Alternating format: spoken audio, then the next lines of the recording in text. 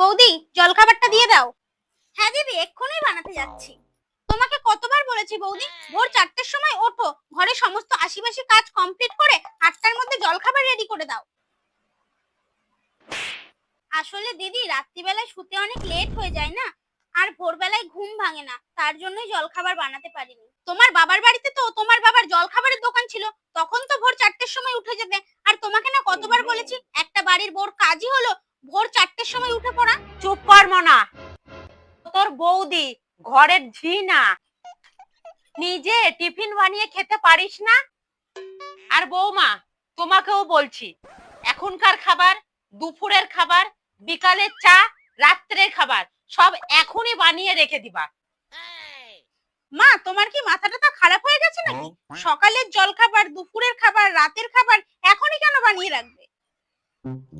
হ্যাঁ, তুই তো বললি বাড়ির ভালো বউ হতে গেলে সবাই ঘুমের থেকে ওঠার আগে রান্না বান্না সব হয়ে যাবে, তাই একবারেই তাহলে সব করে রেখে দিক।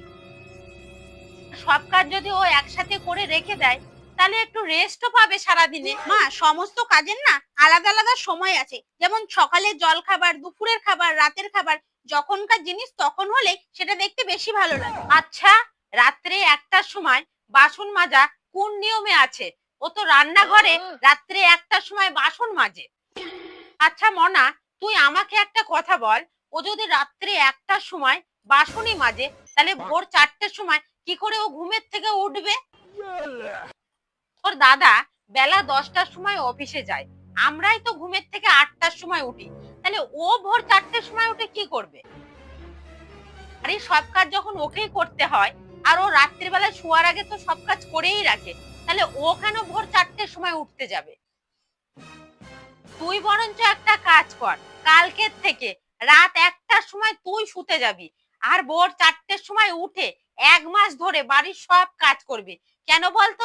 দুদিন পরে তো তোকেও তো পরের ঘরে যেতে হবে।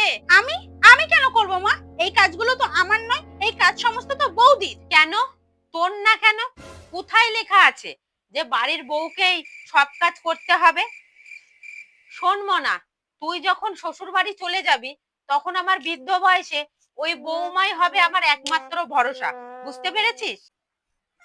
আর হ্যাঁ, আমার বৌমা যেটা করছে আমি ওতেই খুশি। তোমাকে আর নতুন করে কোনো নিয়ম চালু করতে হবে না, মনে রেখো এখনো আমি বেঁচে আছি।